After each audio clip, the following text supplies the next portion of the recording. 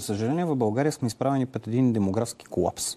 За сравнение, преди около 17 години, през 2008 година, тогава има близо 3 милиона и половина работещи официално в България. Това ни е пикът за новото хилядолетие.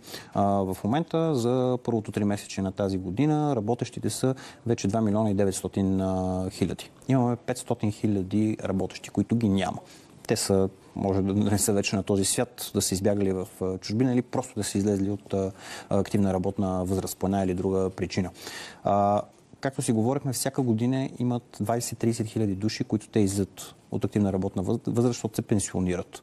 В крайна сметка, ние ще бъдем принудени в България, за да запазиме пенсионната система, държавното обществено осигуряване, да вдигаме от една страна данъците, което ще бъде много неприятно за всички работещи, а от друга в един момент ще бъдем принудени просто от икономическите обстоятелства да вдигнем и пенсионната възраст.